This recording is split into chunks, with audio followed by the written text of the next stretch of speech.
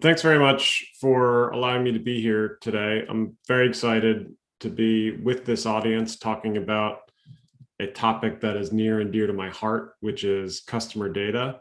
The title of my presentation is Trust, Respect, and the Amazing New Possibilities from Customer Data. We know that this has been a topical conversation over the course of the last year and several years because of changes that are being made to how companies can collect data, use data internally, and certainly share it across other companies. My objective here today is to give some advice on how the gaming industry specifically can use customer data for better customer relationships, better product development, and ways they can think about customer data in a world that's ever changing. So the first thing to understand is that the world of customer data is changing rapidly. And I want to take a quick look at how we got to where we are today with respect to how we collect data and how we use it across marketing and advertising platforms. A few things have happened. For one, Google has changed policy with respect to third-party cookies and effectively said that within the Google environment, they will not recognize third-party identifiers. Apple has made similar changes to the way they handle IDFA and other mobile identifiers, where they are making it much more difficult for app developers and others to share data in the Apple environment. At the same time, there is a renewed focus on privacy, and that comes from legislation, which we'll talk a bit about, but it also comes from changing attitudes within major data-driven companies. It used to be the case that you could collect data from your customers and use it creatively to deliver better products, better content, et cetera. Now, I think companies led by Apple and Tim Cook's opinion on this are starting to rethink their relationship with customers. And I think in the gaming industry, frankly, gaming companies have been very progressive on this front. They really value their customer relationships, and they're very protective of the data that their customers allow them to collect. So first-party data and customer collaboration is becoming all the more important. And what I always say to our customers and partners of InfoSum is that first and foremost, data-driven companies should be focused on collecting as much first-party data as they possibly can. Every first-party data company has a privacy policy that dictates what they can use with data, and that is a relationship that's very valuable. So the more first-party data you can collect, the better. And generally, first-party data can give you a very good understanding in terms of demographics, what entertainment choices your customers are making, sports interests, things like that. But also in many cases, you need to amplify that understanding using second-party data. And we as a marketing and advertising industry, and certainly aided by advanced technology, have made it somewhat easy to amplify your understanding of customers using second-party data. But that world is changing significantly because of the deprecation of cookies and other identifiers.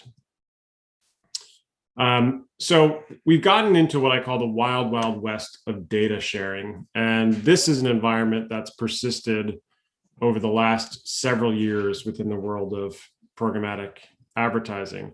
And unfortunately, what happens to many first-party data companies, whether they be gaming companies or publishers, is once they collect data via a cookie and they use the cookie as a means to connect to other partners can generate value off the back of their data, and often cases where the initiating party doesn't know what kind of value is being generated. There are all sorts of ways to understand the value of that data for many, many intermediaries within programmatic advertising. And of course, Google has recognized that and Apple has recognized that, which is leading to these decisions around identifiers. And so the world that we've known with respect to how data is shared amongst companies is breaking down. And it's breaking down for several reasons. And I'll walk through what I call the stages of decomposition. These are the reasons why this world that we've known is breaking down.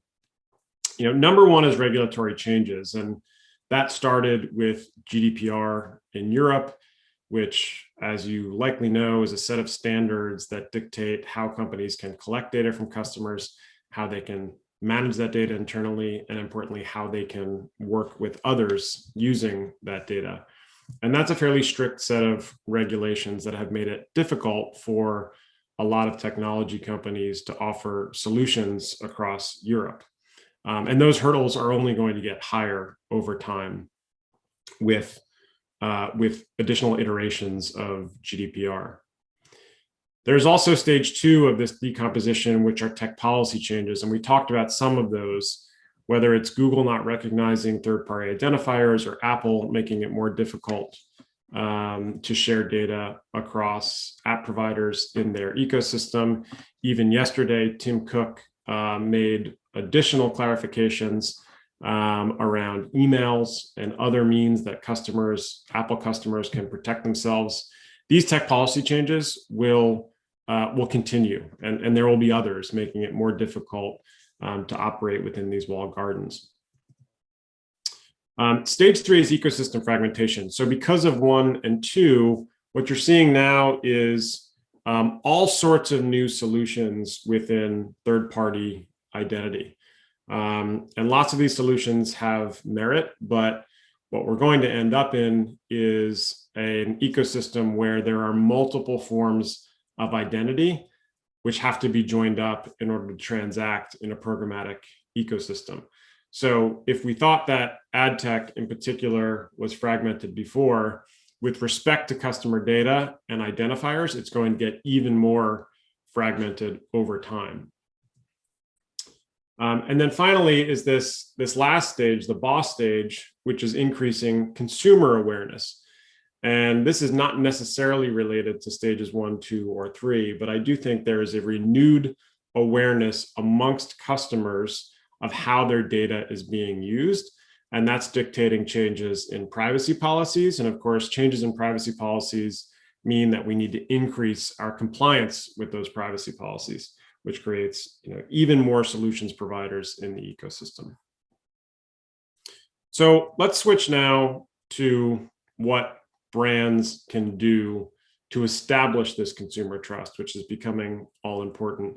And importantly, what gaming companies can do to establish and reestablish consumer trust. It used to be in our ecosystem that a brand and a partner needed to trust each other in order to share data between them.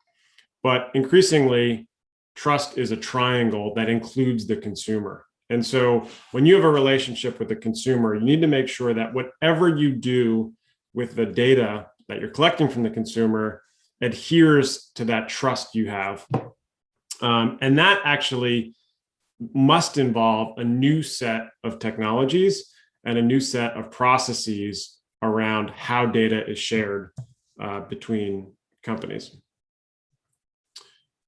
So how do gaming brands win in this first-party data game? Number one is customer trust. You have to make sure that when you're collecting data from your consumers, that those consumers understand, those gamers understand precisely what you're doing with the data. Number two is make sure that you're creating that loyal community through that consumer trust. Gamers are already incredibly loyal to gaming companies, and you want to maintain that loyalty over time.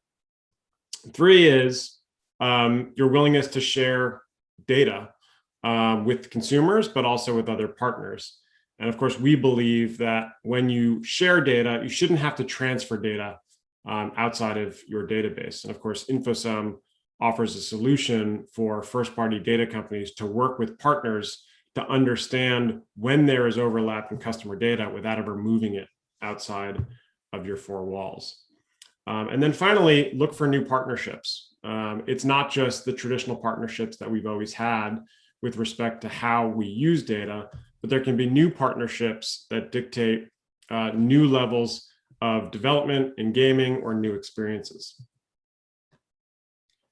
So how do we do this? What's the new set of technologies that will allow gaming companies to maintain that consumer trust? Number one, prioritize the privacy of your consumers. Make sure that they understand precisely what's happening with the data. Using InfoSum and other technologies, you can arrive in a place where you say to consumers and your gamers, we can deliver you custom content, better gaming experiences, relevant advertising without ever having to share your individual customer data outside of our environment. And that's a way to prioritize the privacy of your consumers. Number two is don't sacrifice control of data. In any instance where you have to send data to another party, you are sacrificing control of your data. In the old environment, that was based on cookies. In a new environment, you can build off of the data you have without having to rely on cookies or other third-party identifiers. And then finally, number three is to embrace customer-centric technology like InfoSum. InfoSum provides you the ability to work with multiple partners without ever having to move data out of your database. So what will the future hold? Here's some ideas for how gaming companies can use data creatively. Number one, internally, gaming companies often have silos of customer data. And you now have the ability to join those up. So you can now understand when you have a gamer that plays multiple games within your product portfolio. Number two is using these new technologies, you can now work with other partners. So for example, if you have a game that's associated with a sport, you can work with sports leagues to understand how to build out better experiences and how to make those experiences customized for every individual player. Another idea is to work with multiple parties. So again, in the case of a game designed around sports, you can not only work with sports leagues, you could work with retailers or sports equipment manufacturers to pull in the data that they have and make that experience even more customized for gamers. And then finally, what we call the MMO stage is you can start to work even with competitive gaming companies, you can work with console makers, you can work with mobile gaming companies and create an ecosystem where everybody can feel comfortable that their product, their games are getting better as a function of learning about customer information without ever sharing that customer information. Those are some ideas for how we can use first-party data in the future. I hope you learned something new with this presentation. Please contact me if you have any questions or any new ideas that I can help with. Thanks very much.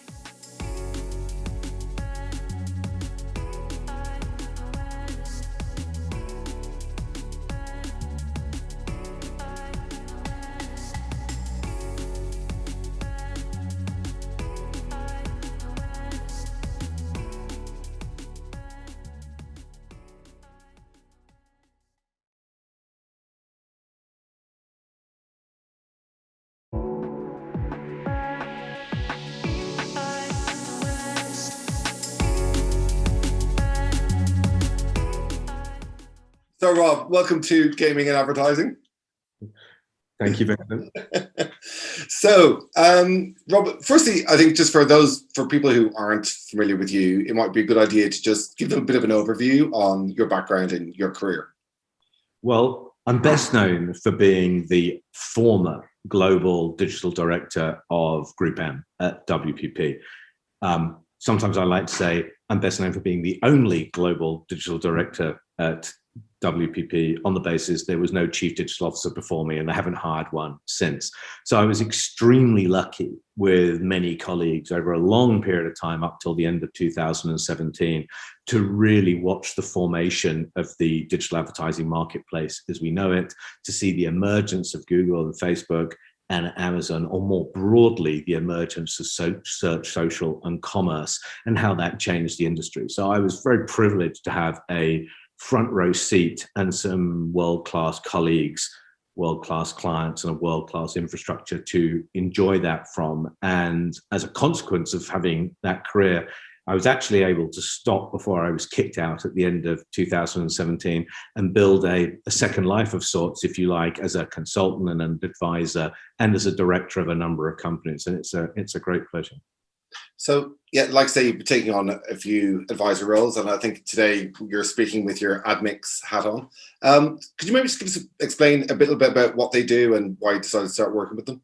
Sure. So Admix is my newest advisory role. I got a call from Nigel Morris, who had the same sort of career as a villain at Quaradeghini and Dentsu that I had at WPP. So we go back a long way. He's one of the few people that I have more hair than, so I'm prepared to listen to him whenever. And he talked to me about Admix, and it's a cross-device in-game programmatic advertising platform that sells ads to advertisers and provides monetization routes for developers. And so the premise is that everybody knows that people spend an awful lot of time gaming, whether it's console gaming or casual gaming.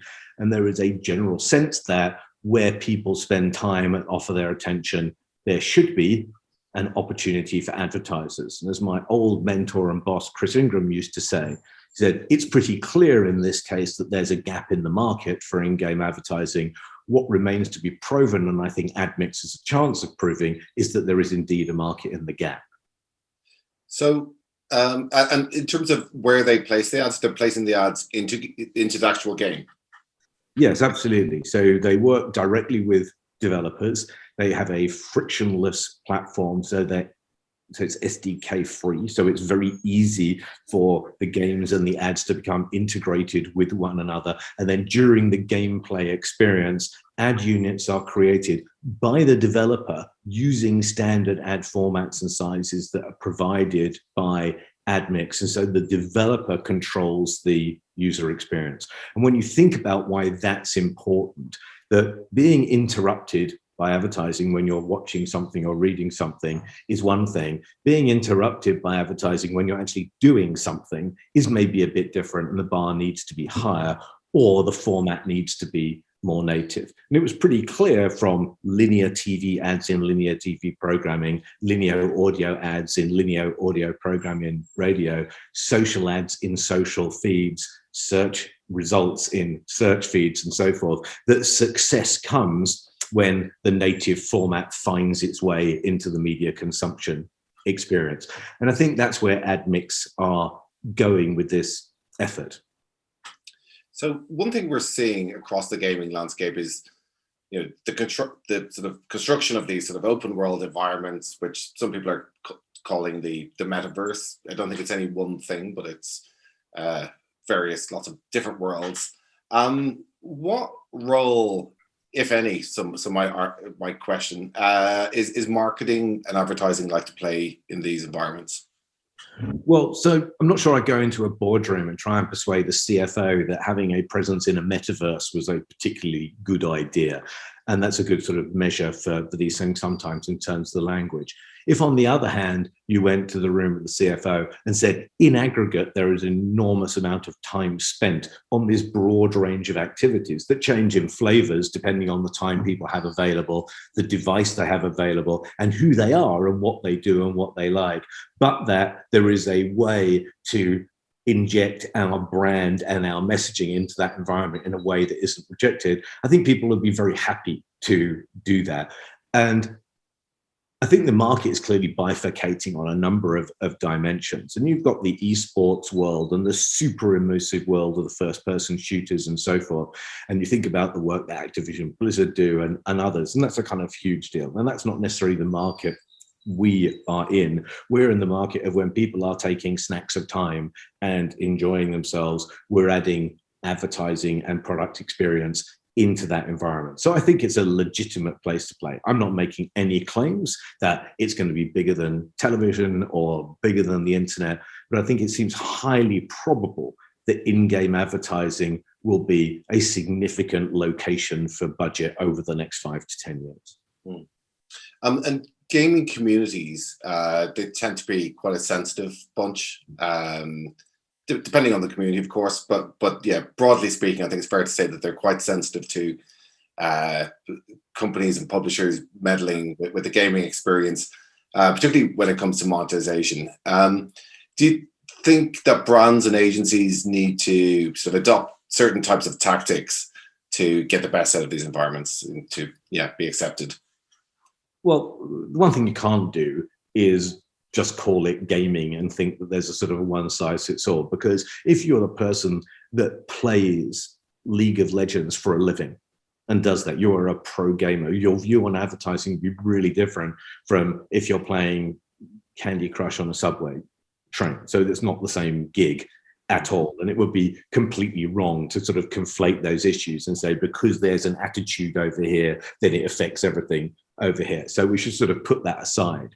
And though, if you'd been a smart adopter of each new platform as it emerged over the last 20 years, what you would have done is you would have looked at the platform, you would have looked at the user experience on that platform, and then think about the ways that brands and advertising can fit into them. So the user experience on YouTube, for example, is different from the user experience on Snap. And so you wouldn't necessarily use the same creative asset that you made for YouTube on Snap. And you certainly wouldn't have taken the television asset that may be in the video of origin, if you like, and then tried to use it across those platforms. What you would have done is tried to create something that had the right hook, the right messaging, the right sort of rate of exchange or value exchange with the user that says a little bit of your attention is worth this much to me, or whatever it might have to be, and thought it through like that. And so I think that anyone that's trying to find an answer in their gaming unit to this problem is going to struggle. I think if they're trying to find an answer, say, what am I going to do in those media snacks that people are spending 5 minutes on the bus or waiting in the car doing, as opposed to what am I doing in those media occasions where people are spending 12 hours and having the sort of pizza delivered intravenously doing, you have to think about them in different ways. And what to make? I'm always curious to speak to agency people after they've sort of left their main role. But what do you make of the way agencies are evolving? I mean, we've had the people sounding the death knell for years. With in-housing, the consultancies, big tech, all supposed to sort of eliminate the role of the agencies. Are they now at a point where they're reaching, where they're on a sustainable footing?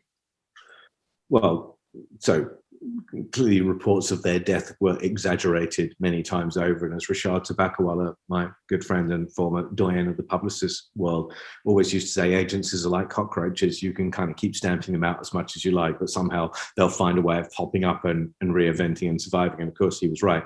And allegedly, cockroaches are one of the few organisms that would survive a nuclear war. I don't know if that's true or not. But my sense is that actually the competition is at the edge. People have been focused on this idea that the competition to agencies is Google and Accenture, these sort of Leviathan enterprises. I don't think it is. I think the challenge for agencies is that their model in many cases, not in all cases, but the world I came from at least, was built on the idea of the AOR, the agency of record. So it was a good thing to win a big client in a market.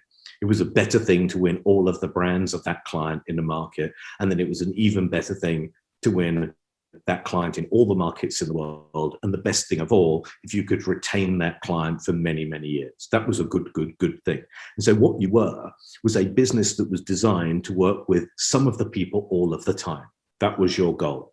Now, with the amount of sort of slicing and dicing and chipping and chopping that's going on in marketing services, some of which is tech-induced, some of which is organizationally induced, you'll find that there are many, many businesses that can actually work for all of the people some of the time and have no need to work for some of the people all the time in order to survive and be successful. So your organizational model in those areas, and your economic model is very different. And you tend to be able to build businesses like that with a bit greater agility and a bit less sort of superstructure that allows you to move into different areas of opportunity more quickly, because you don't spend a lot of time sustaining services in areas that are no longer growing. And that's a bit of a challenge for the holding companies. But if someone had thought that the holding companies were finally going to explode, the first few months of the pandemic would have been the moment they would have chosen. And actually, there's been something of a renaissance, because I think clients have appreciated the extraordinary lengths to which the agencies and the people in those agencies went to maintain in that kind of business as unusual phase. And a lot of respect was earned. Now, of course, we're in a big dynamic of lots of pictures again and lots of change again, but I don't think that we're suddenly going to see some massive tectonic shift that says either WPP, Publicis, Omnicom, IPG, Power Havas won't be the big winners in those situations. But what we will see is some top slicing, if you like, of specialist non-AOR type businesses winning assignments at the edge. Yeah. Do you think the privacy changes and the fragmentation that comes with that, where you're going to be dealing with lots of different silos, often different methodologies when it comes to identifying your audience? It's not just your cookie list and push it out across a few DSPs. Do you feel like this complexity might actually work to the benefit of agencies? Well, so I think we all know that data is important. Lots of people argue about how important data is. I think people generally believe that first-party data is more valuable than third-party data, and permissioned identity is the most valuable form of identity. So clearly there is going to be a headlong pursuit of permissioned identity, and that will go on at the publisher level, at the advertiser level, and that what the agencies will do, and lots of other people as well, is work with those parties to see how you can append permission data with other kinds of data that don't require permission in order to build new versions of segments or new ways of reaching markets. Clearly, there's lots of ways of doing this. So there's some people who believe that one identifier, the cookie, will be replaced with another identifier like UID. There's other people that believe that an identifier will be replaced by cohorts rather than individual identifiers, and look no further than Flock in that kind of area to establish that. And still more people that believe that the key, or still other people, not more people, but still other people that think the key to all of it is making sure that the way that identity is used and the data surrounds it is done in a completely anonymous and secure way. And that's the world of data bunkers and matching in the universe of InfoSum and edge-based data management. And so we're going to look at a world where we've got an identifiable web, or for example, and we're going to have a world where there's an anonymous web. And what people are going to be doing all the time is looking at the number of people we can identify and see how we're going to look alike those people as a model. And there's going to be a whole load of people that are looking at how we can take anonymity, but overlay that with context and other privacy compliant data, and people will be looking at the convergence of the performance of those things. So lots of work for everyone in all of this, and lots of work and everyone to think about how that works on the open web in the broadest sense, and how it works inside the universes of Amazon, Google, Facebook, Snap, Twitter, and many, many, many others. And then, of course, you get to the convergent moment of thinking, gosh, that's really interesting, because if you think of a world like Twitch, for example, to bring the conversation back to gaming, which we haven't touched on yet, and think about the enormity of their platform, and you think they've got lots of information, lots of identity about logged in users. They've also got loads of transaction data from the Amazon platform that you start appending, and loads of concomitant data from CTV, and new power emerges in all these places. And what agencies have always done, and specialist businesses have always done, is they've taken an intra-platform and intra-media view. How do I make the best use of video? How do I make the best use of video from each of these vendors and in each of these countries and for each of these categories? And then how do I look horizontally across all of them and build the attribution models that allow us to operate effectively. Because when it comes down to it, what businesses like WPP do is they're really in 3 different games. It's all united by messaging for brands and businesses. There's nothing they do that doesn't involve messaging for brands and businesses. And what they do is they do 3 things. They create those messages, which require many, many disciplines related to specific platforms. They distribute those messages, which requires just as many skills across many different platforms. And they look at the attribution of effect of what they've done in creation messaging. None of that changes. And they only do it for one reason. They do it to help brands and businesses grow.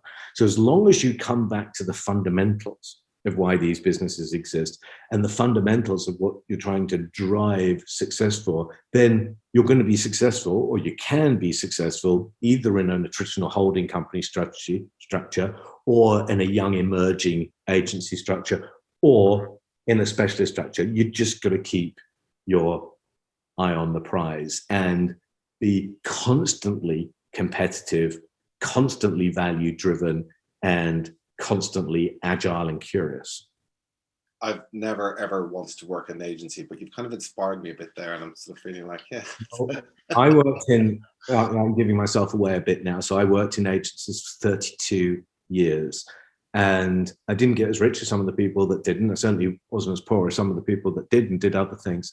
But the community of people and the depth and texture of the challenges available to people and the opportunity to meet people with different motivations and different needs, and to think about candy bars one day, video games another day, banks and airlines another day and another day, and to think about all the channels you use and put yourself in the shoes of the consumer and put yourself in the shoes of the client are really fascinating. I think one of the biggest changes, Vincent, is that when the ad agency business started, and I'm going way back to Commander J. Walter Thompson, going back into the 19th century, the agents were the agents of the media. It was the media that paid the agents. They became, before my lifetime, but during my lifetime and beyond, the agents of the advertiser rather than the agents of the media. But more and more today, they're becoming the agents of the consumer as well. And it's our job in all of these businesses we work in, whichever bit of the system we're in, is to do more and better with less. So we need to use less shareholder and client money to achieve marketing effect. We need less consumer attention and data to achieve marketing effect. And we need to use less advertising inventory so we can create a better user experience for the viewers. And so if we think about being stewards on behalf of the advertiser, the media seller, and the consumer, it's a really kind of helpful way to think about how we organize our time and our priorities. So if I was to transport you back to a hypothetical past, let's imagine that Maurice Levy has lost his mind. He shot Sir Martin Sorrell on the street in London. You're pushed into being CEO of WPP, let's say 10 years ago. What would you have changed about the strategy and why? Obviously, you're speaking with the benefit of hindsight now, but if you were to be able to go back then, or maybe you can speak about something that you thought at the time and wasn't able to push through. Well, had I known I was going to be appointed CEO of WPP before the market did, I would have shorted WPP stock. I mean, that's I would have done. But I think seriously, and the thing I did do, because let's think about that. So that was in the summer of 2011, and we were still in recovery mode from the Great Recession. People at least felt the echoes of the pain. People were still in rehab, even though I think they knew by that time, because in the United States, we were 2 years and change into the Obama administration, and some of the clouds had lifted. We were into some interesting kind of progressive things like the beginning of Obamacare and the idea of universal health care in the US. So there was a sense of some optimism.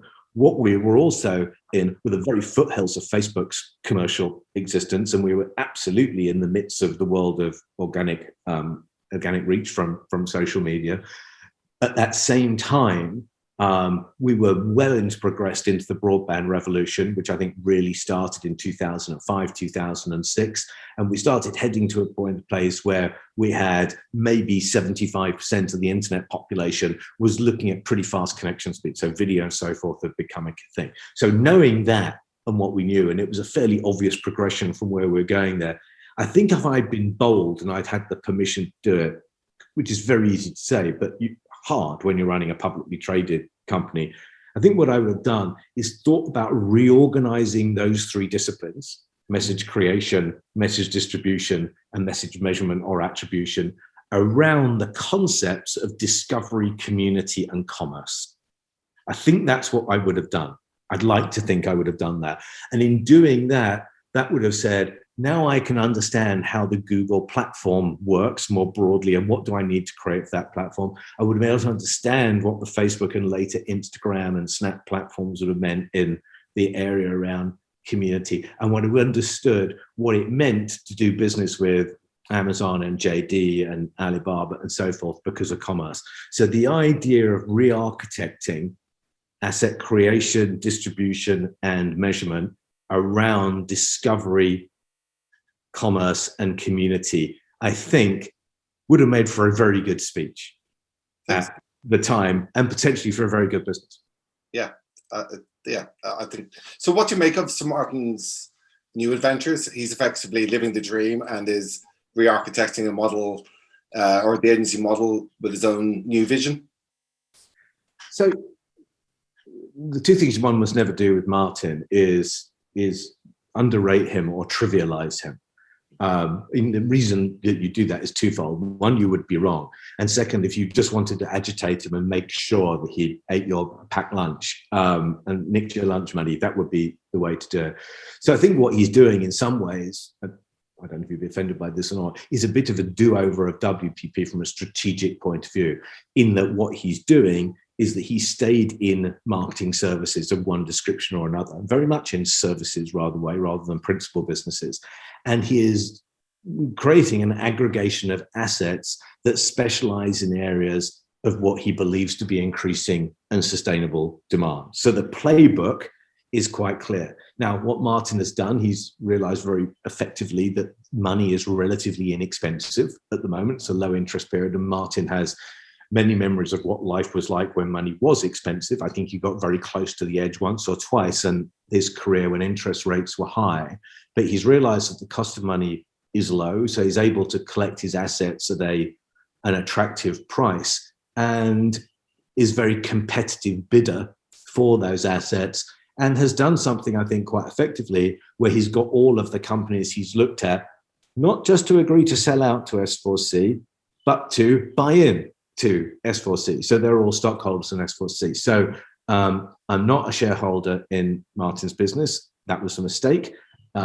He didn't ask me to join the business when he started or subsequently. That probably wasn't a mistake on his part. And I wish him well. He's as we often said, or some of us often said at WPP, whilst working for Martin might be awkward, it was a damn sight easier than being a competitor. Yeah, it's great. It's a great quote. So I remember asking you back at New Video Frontiers, I think about 5 years ago or so now, where would you invest in advertising then? I think you said attribution. Where do you think the biggest opportunity is in advertising today? Oh gosh. So native programmatic scaled experiences are clearly the thing. Okay, so just broadly, if those characteristics are kind of super important, why would you not want that? If they're native to the consumer, they're programmatic for the buyer, and they're scaled for the advertiser, and hopefully frictionless to the developer or the programmer or the owner of the IP, you've got something there. And if you can find things with those categories and you think that the underlying user behavior is going to be strong, then those are good places to invest. One of the problems with making any comments about this is that the investment world has been, as everybody knows, a little bit frothy lately, and a lot of idle speculation, as I call it, about the different ways of getting companies to public markets. So not all of the cases are rational. What I would say to anyone who has a business that is looking for funding, that the buy side of the business, the private equity companies and others, and the trade buyers have never been better informed than they are now. The speed at which these companies are studied and gaining expertise in these sort of subcategories of businesses is extremely high. As for actually investing, I'm sort of told by many people that if someone gave you 3 words when you were 18 years old and the subject was, how should I invest in the future? The answer would be buy index funds. And so if you were 18 and bought the S&P 500 and just stayed there, you would have done very, very well. So my sense is, if I was spending my own money, I would look at those firms who have got a record either in the venture world or the PE world or at the S&P 500, and I would spend their money there. I'm a lousy stock picker. I've always been, well, not always, but mostly unsuccessful at doing that. And so I wouldn't want anyone to leave this call thinking Rob said X other than buy index funds. Yeah, I'm coming to terms with the fact that I'm better off with, buying index funds. It's just spreading the risk, not trying to be too clever. And I think there are wise words to finish on. Rob, thanks so much for taking the time. Really much appreciated. And I'm sure the audience loved that. And I hope everyone has a terrific time. And thanks to you guys for putting on these events. And it's a thrill for all of us that soon we'll be saying, remember when we did this during the pandemic?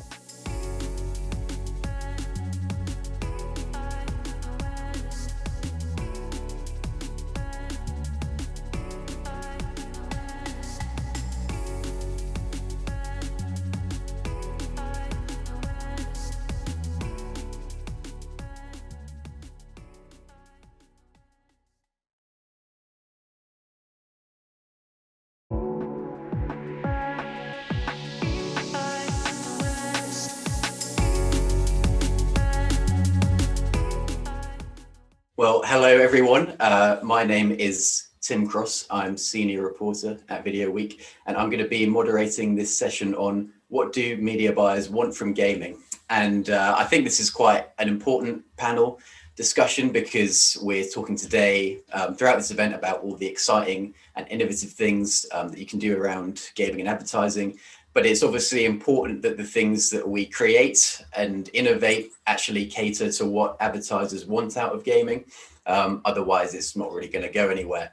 So in this session, we're going to be talking a bit about what it is that brands want out of gaming and what's working well, what advertisers are interested in right now.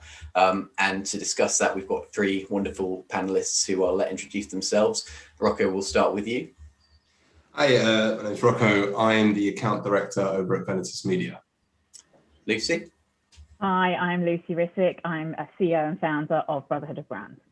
Thanks, and Liam. Hi, everyone. I'm Liam Brennan. I'm the Global Director of Innovation at MediaCom and also the lead consultant on our digital transformation team, Blink. Fantastic. So to start with, I want to ask quite a broad question, but basically just to hear what you guys are seeing in terms of advertiser perceptions towards gaming right now, because I mean, me personally, I enjoy playing games. I really like writing about all this stuff, and it's all quite new and exciting to me. So personally, I'm like, yeah, this should be really exciting to everyone, but that's not necessarily the case.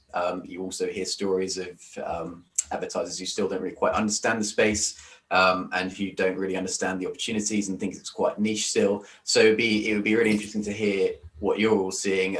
Lucy, perhaps we'll start with you. I think that it's actually a very interesting time for gaming. I think we've come from a time where people don't kind of appreciate the power of it very much at all. And actually the pandemic, bizarrely, has had a really big impact on that, because people have seen that there are so many people playing more games, there are much more people being engaged, and actually, I mean, the console sales of it have really increased over that time. I think also you're seeing a lot of really big luxury brands getting into the game space, and I think that's also having that sort of correlation effect on everyone else really understanding it. I do think, video games industry is bigger than the movie and music industry combined. And I don't think people have quite realized how engaging it is. And you know, the size of the audience, you know, they still hark back to this 14-year-old boy in his bedroom with a Red Bull. And, you know, that's so different. The games industry is so varied, and there's so many different ages and people who play games. Liam, how about you? Yeah, I think we've definitely seen an increased interest, and definitely from the pandemic. It's definitely something we've been talking a lot about at MediaCom for a while with our clients, but it may not necessarily have been one that they really paid much attention to, because your own behaviors creep into your verdict on what media people consume. So if you're not gaming yourself, often it's difficult to understand the potential around the space. Definitely for us as a reach conversation, everything we do in media is really about reaching the right people. So you know, to Lucy's point, it's bigger than the entertainment industry now. There's a lot of people gaming, whether that's console gaming, casual gaming, or mobile. It represents, I think, a new opportunity to reach people in different times, at different places. But increasingly for some audiences, it's becoming more of a primary media channel. And what's interesting for us too is that there are obviously new players entering the space, Twitch being probably the most obvious one, that are places where people are consuming more media where they would have consumed TV before.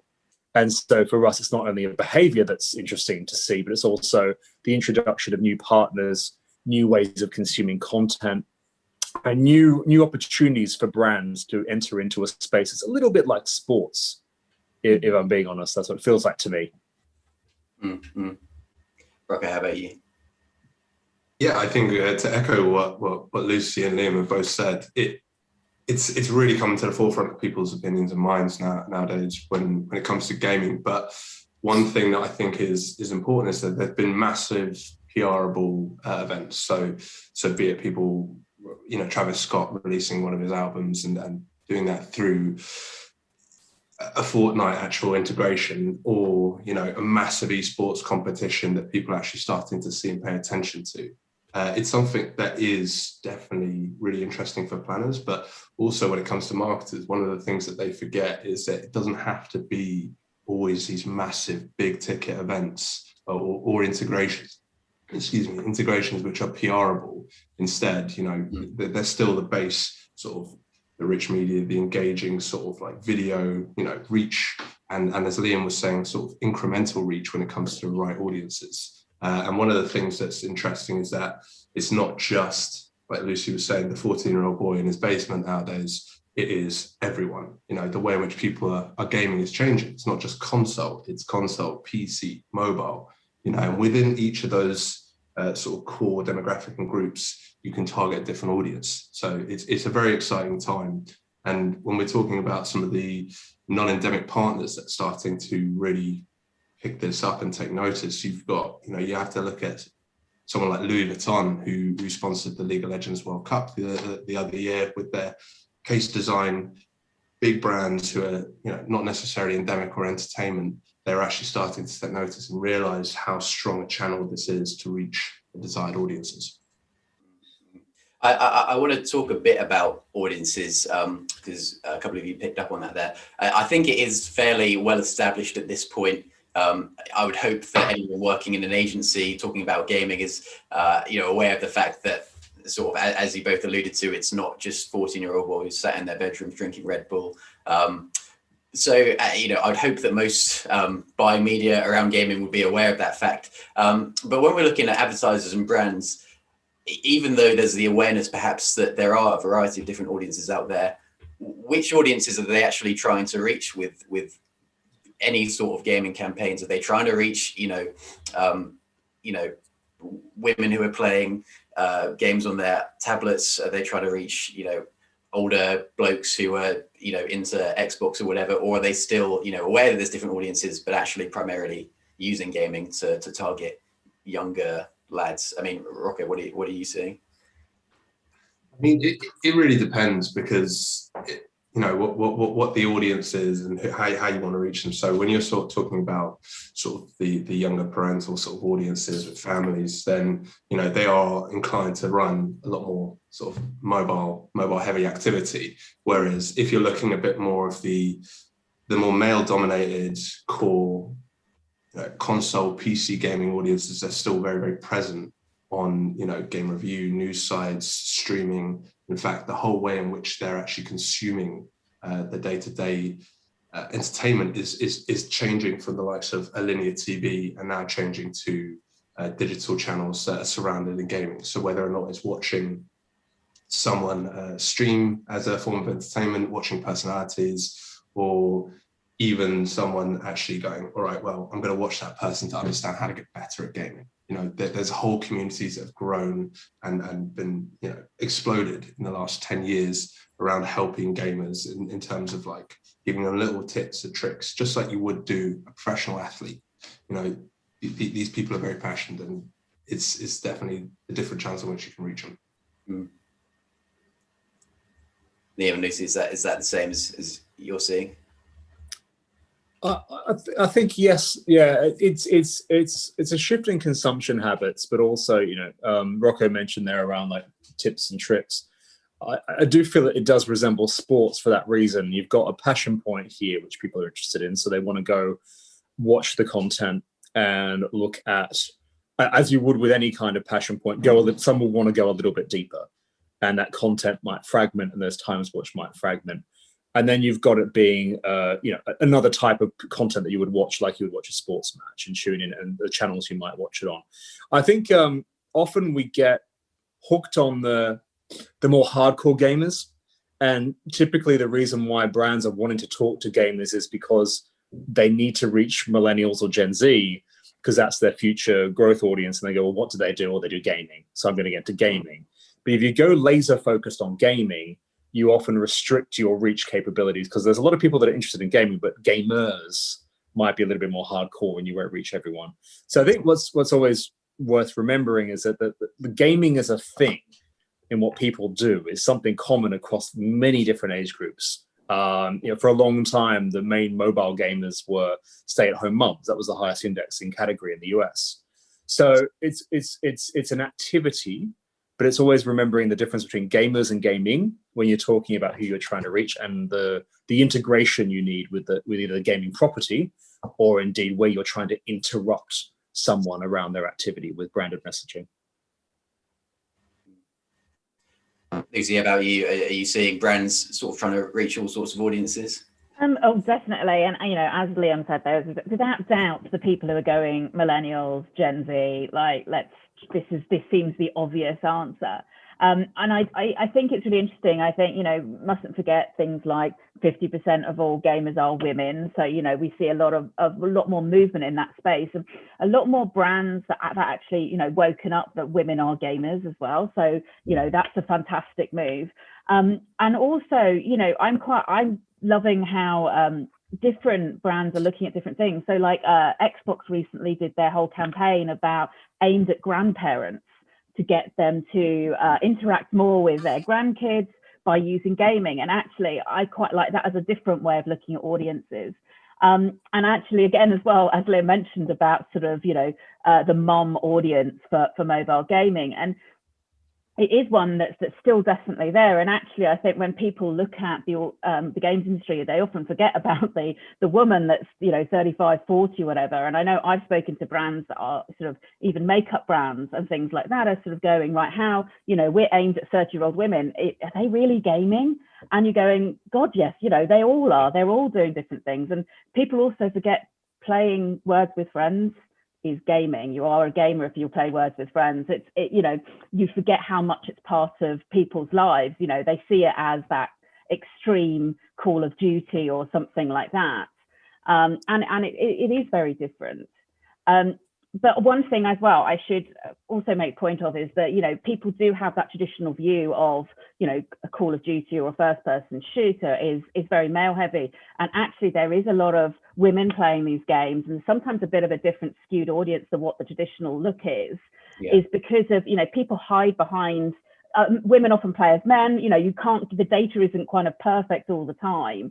And actually some of these games have a much broader spectrum than you realize. Yeah, for sure. So I want to look at a few specific areas. I mean, I think as will be a theme throughout this whole day, gaming means all sorts of different things, and we're talking about opportunities for brands, but I want to look at a few specific ways that brands can invest in and how those are being used. And one is mobile, which we've been talking about a lot already, and it is a place where you can reach all sorts of audiences.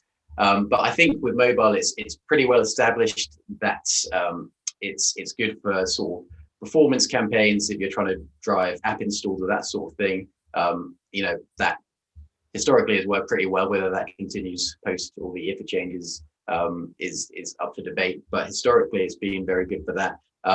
But are we seeing big brands invest in mobile gaming? Rocco, you mentioned already, stuff about Louis Vuitton's sort of big League of Legends integration, that sort of thing might be very attractive to big brands. But are they interested in mobile gaming? Liam, are you seeing brands interested in that area? Oh, very much so, and I'd say that's probably the main area of interest. I think people naturally gravitate to consoles and PCs when they think of gaming, but definitely mobile from a time spent perspective, and also from a time of day perspective is the key one. The great thing about mobile is, and I know we're all stuck at home at the moment, but when we used to commute to work and get on the train, mobile remains a really important touch point for media throughout the day, because you can reach people commuting, you can reach people at their desk if they're not doing their job, you can reach people on their downtime, and you can't do that with things like TV. You can only sort of reach people in the evenings and the mornings. And gaming being such an important part of the mobile experience, it becomes a really important touch point to reach people. The gaming apps and gaming platforms on mobile also have increasingly moved away from having 2, 3, 4s by 60 banners and into things like video interstitials, which is really what brands are after when they're trying to reach consumers. So it's a huge growth area. And I think mobile generally is moving away from performance at the moment, because people realize how important that device is in terms of media consumption, and gaming and social media being the top 2 use cases. I think you'll see more and more that the gaming companies are going to either have to upweight their premium nature of their games, or selling different things when the games don't make money, or introduce new ways and new ad units which they can monetize for the freemium games. How about you two? Sorry, to say me, I'll go Rocco. No, I have to. Come on, Lisa, you go first. Thank you. No, I was going to say, actually, one of the big ones you definitely see is Pokemon Go. Pokemon Go has totally transformed, how people are interacting with brands massively, on the go with their mobile devices, and the AR, you're seeing huge brands. Obviously it was where the the Gucci North Face collection dropped in game, and you could go out and do things. And I think it's only going to continue to grow. And also, what the other bit that it is happening is that so many more games are having that sort of pick up and play situation. There's more and more turning into where you can go from your PC to your console to your mobile and just carry on that game. And I think that means you'll carry on with even more and more brands and advertisers getting interested in, how do we continue this journey with our user the entire way through. Go for it, Rocco. Well, from a mobile point of view, I definitely think brands have really started to take notice. So you mentioned the Louis Vuitton stuff that I said earlier, but Gucci most recently did a game where they did a massive promotion. Whoever had the highest score would actually win one of their, I believe it was a handbag. Outside of that, Balenciaga have started to do in-game items. You had Gucci once again embracing gaming the other day by actually creating a Bloxbiz environment in which people can enter. It's all been designed by them. I think brands are starting to realize that, traditional media to reaching new audiences, the strategy has to change. Gaming is no longer, a dirty word. It's one of those lean-in medias, especially when it comes to mobile advertising. And, as long as there's an affinity between the audience and the type of game that they're playing, and there's a good value exchange, like Liam was saying, there's a good value exchange when, people are complementing their usual journey, their advertising experience, and it works really well. Now, you've got stuff like, you talking about DR at the very start of this. That's important. As we all know, it's going to become a lot more difficult with all the privacy concerns that are coming out of play, iOS and everything else. Now, one of the things that I think is really interesting is creating an engaging format that you can do in a mobile environment, relatively easy, to get people to really spend a lot more time and create that brand affinity between that person and that brand. So I think Lucy mentioned it earlier, but makeup brands have been doing this quite a lot. Some of the stuff that we've done with like L'Oreal is creating a bit of a branded experience so they can pick the palette that they actually want to be using, or actually doing some personality quizzes when it comes to reaching the younger audiences, re-engaging them with something a little bit more special. So yeah, it's an exciting way of using branding rather than just DR. Yeah. I guess at the other end of the spectrum, almost from mobile gaming, which can be more like standard media buys in some ways.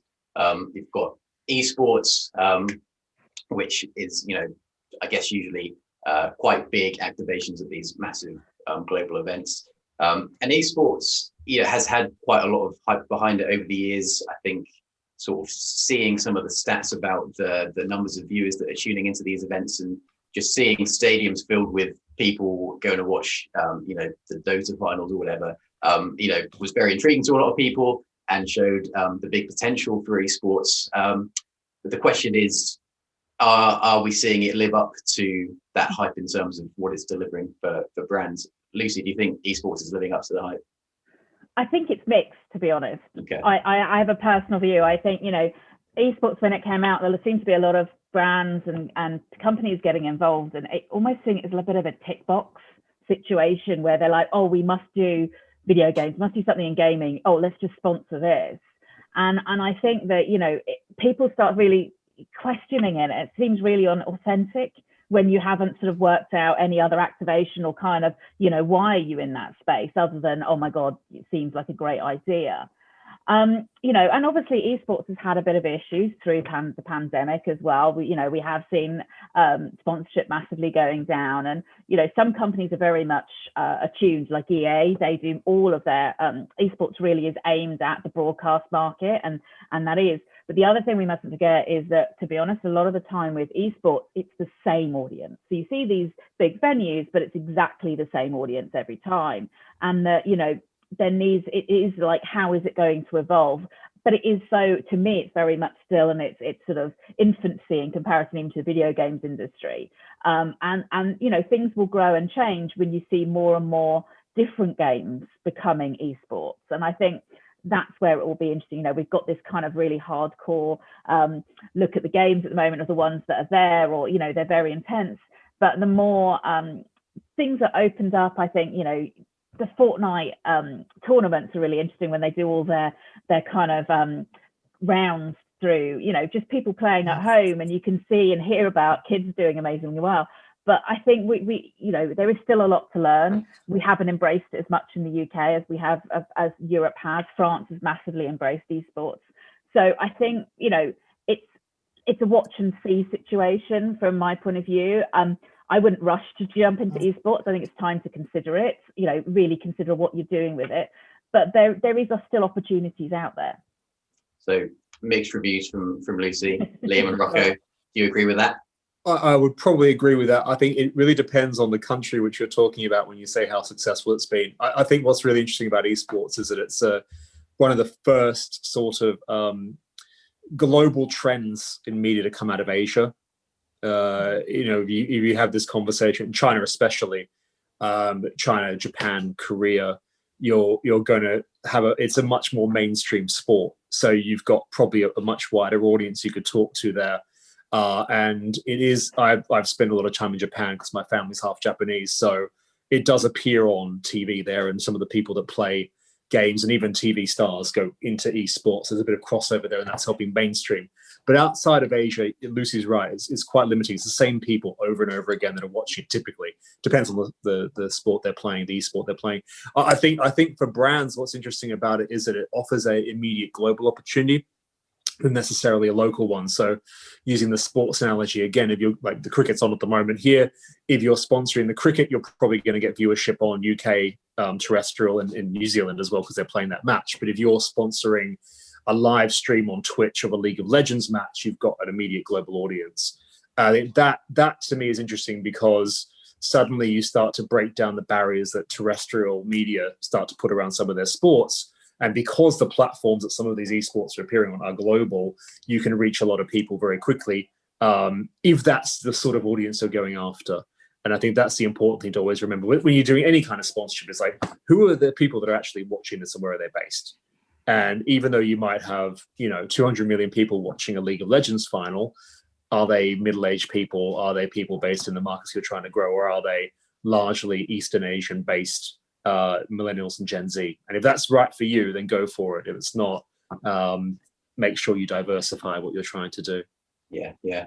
I want to look, so we've looked at sort of some of what's happening right now. I want to look at some of the emerging opportunities. And my question to all of you would just be, which innovations that we're seeing, maybe around ad formats or just around gaming in general, are mostly exciting to you from an advertising perspective? I guess, the things that I hear about mostly are things around in-play advertising, I guess you call it, rather than in-game can be quite vague as to what that means. But in play, putting ads in the actual gaming world, or metaverse comes up quite a lot, and those sort of big activations in these shared worlds. But I want to pre-guess your answers, so I'll hear from you guys. Rocco, what most excites you about what's coming up in gaming?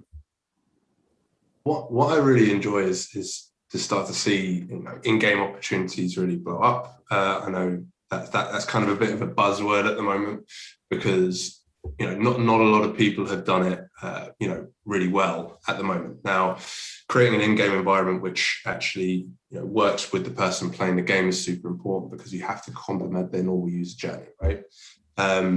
And when we think about in-game ads, it shouldn't just, it could be an interstitial, which is great because you're on lean-in media when you're on your mobile. But let's say something like a partner that we have, which is called Blockbix, they basically run in-game ads within a Roblox environment, but very much complementing your journey, just like you would be walking outside in Piccadilly and you'd see the massive ad hoardings. It's the same sort of thing. You've got this virtual world, which you're not taking anything away from it. You're just giving an opportunity for someone to see an ad. Very much top line brand opportunities, which once again is a little bit more difficult to track. But the true value of that is real time spent watching that ad, seeing that branded activation.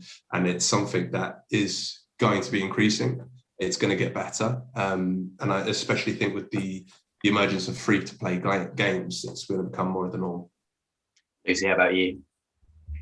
I definitely kind of agree a bit with Rocco as well. The in-game parts are really interesting, and I personally do things a lot more to do with the collab space as well. And I think that's only going to grow. We're going to see more and more. And actually, even from brands involved with that sort of direct to consumer as well. So in-game purchases that you can then go and buy things immediately. They turn up at your door. That sort of front to end sort of situation. I think you'll probably see more personalization even further. But what's interesting, is even people like Roblox as well within the gaming space. I know they are slowly not seeing themselves as a game, but as a social media platform, because of the way their consumers interact with it. And I think that's how we'll see it, which will mean more personalization, very much like we get in social media platforms. But I think it's interesting, and the more the world has woken up to the games industry, the more brands that really want to get involved, the more innovation we're going to see, and sort of the growth that is there is huge, and I think it's a really exciting time, to be honest.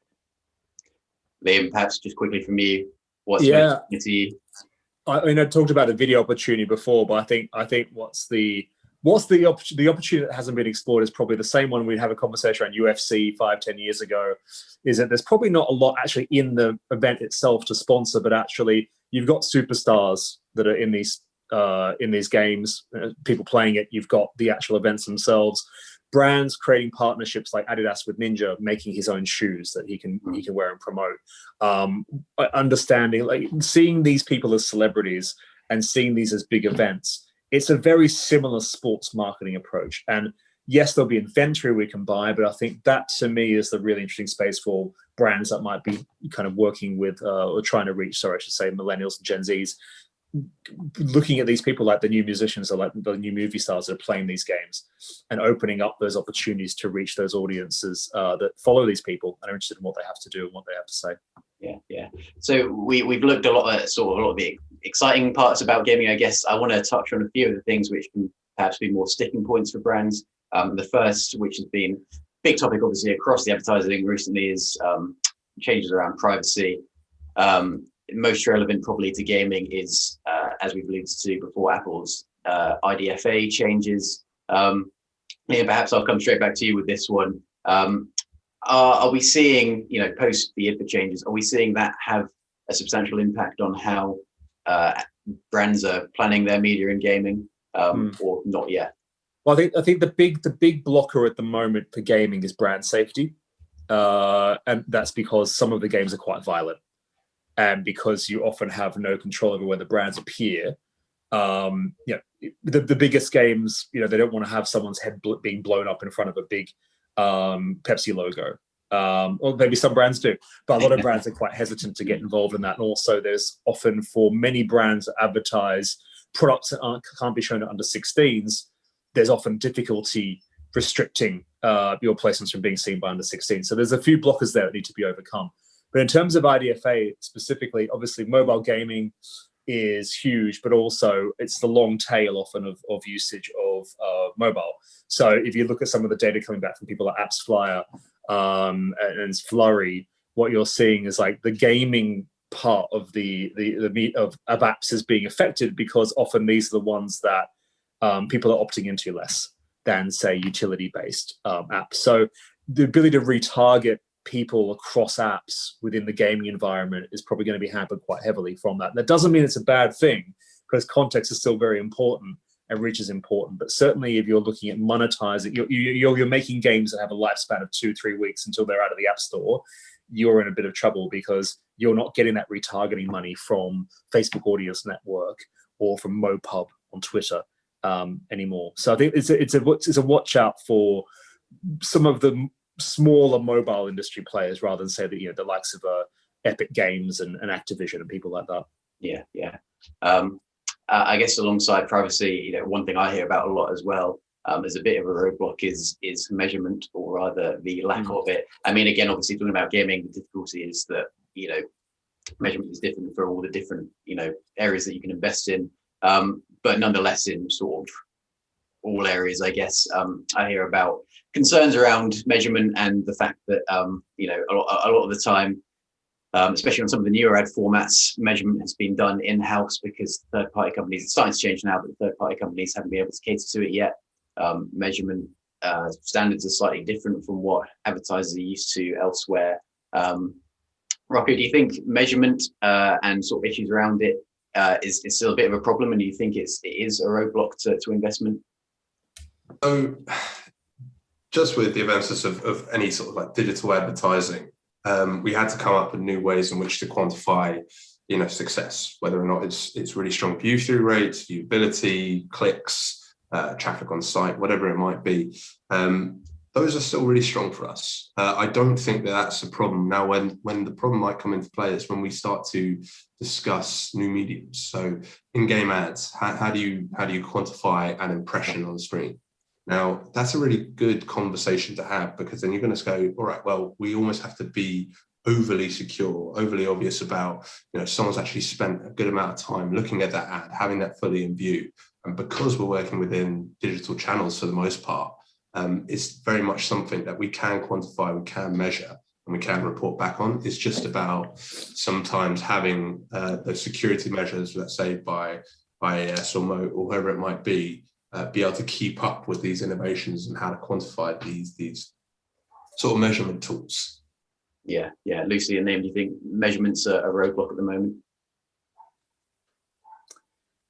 Go for it, Liam. Oh, okay. I think generally, all digital measurement is being affected at the moment by what's going on. I don't think specifically for gaming more than anywhere else, except for maybe some of the more abstract placements within games. I think they're a bit challenged. But yeah, everything at the moment to do with measurement in digital is in a little bit of a funny place. And certainly, the quicker we can get a resolution from the larger players and what or they're actually going to offer long term, the quicker we can go back to advertising to people in a privacy first way, but also actually understanding whether advertising is working or not. Yeah, for sure. How about you, Lucy? Yeah, no, I agree. I mean, I know that generally it is an easy space to try and measure anything like this, but I think it's true exactly what Liam and Rocco are saying. The digital space has these issues anyway. I mean, the only difference I think with gaming is that they are a hyper engaged audience. They generally, you can't dual screen, triple screen, everything else, and that hopefully by actually going for this kind of hyperspace of like, this is something they're super interested in, they're doing, is slightly better than just sort of putting something out there that you hope someone's going to catch between getting a cup of tea and doing their ironing, and you have got someone's focused attention with it. Yeah, for sure. Brilliant. We're running out of time, but just a slightly fun question to round us off to also get a sense of where you guys think the most value is. So the question to put to you is, if you had $1 million to invest, or £1 million, whatever, whichever you prefer to work in, to reach gaming audiences, where would you spend it out of? Video display ads, probably on platforms like Twitch or YouTube Gaming or wherever. On gaming influencers, the superstars that Liam was talking about earlier, on an esports team or event sponsorship, or some other area that you would prefer. Rocco, we'll start with you. I know everyone will be excited with the whole idea of an esports sponsorship, and while that's great, that $1 million could disappear in an instant. Now, I think one of the things that I think Liam was talking about was reach earlier, and if we use traditional sort of mediums, be it video, rich media, display, then that $1 million could actually go really, really far within those communities, and not just reach some of the more niche ones, but the real upper funnel ones as well. So we'll get some great coverage. Great. Lucy, where would you put your 1 million? I think it needs to be a little mixture of everything. I think you need to, let's create something holistic, exciting, authentic to the audiences. I would be looking at, spending money working with a games company, doing some amazing collaboration, to be honest, but then, making sure it has those multiple touch points. How do you speak with influencers, with advertising? How do you pull it all together, create an amazing event as well? And have impact and lasting impact. Long term is better than trying to do like one hit situations. And I think that way, you'll have a bigger impact and, grow it outside normal channels. That's what you want. You want press to pick up on things in a different way. And, that's how I would be spending the money. Okay. And Liam, how about you? The media planner in me wants to agree with Lucy and have a very sensible approach to understanding where the audiences are and distributing your money. But I think the risk taker in me would say spend that on long-term sponsorship. Gamers in particular are quite cynical, and when some of the work that we've done where we've just advertised around gaming content, we tend to get pretty bad feedback from users actually, and the brand scores tend not to go up. So going in and actually working with gamers, influencers, esports teams, sponsoring events builds, I think the gamers will learn to love your brand a little bit more, and then they'll be a little bit more open to and doing more interruptive advertising in the future. And you can see that for brands like Red Bull and Adidas, who have been in that space for a while. There's a lot more love for their brands, and they feel a lot more, there's a lot more cohesion between their paid advertising and that community than perhaps someone just coming in, doing 3 months of pre-rolls and then buggering off again afterwards. Yeah. I mean, that's certainly something I consistently hear talking about gaming, is the importance of being a consistent presence in the space, and that you're not perceived to just be doing a quick hit, not understanding the space at all and then leaving, but that you actually understand the audience, understand the games that you're advertising in, because especially hardcore gamers can be sometimes negatively reactive towards advertising, but also heard plenty of success stories of companies that have spent the time, have got to know the audiences in the games, and have had really great results as well. Brilliant. Well, I think we had a pretty comprehensive discussion about what advertisers are interested in. So thank you to all of you. Thank you very much to my panel. Thank you. Thank you very much for having us. Thanks, everyone.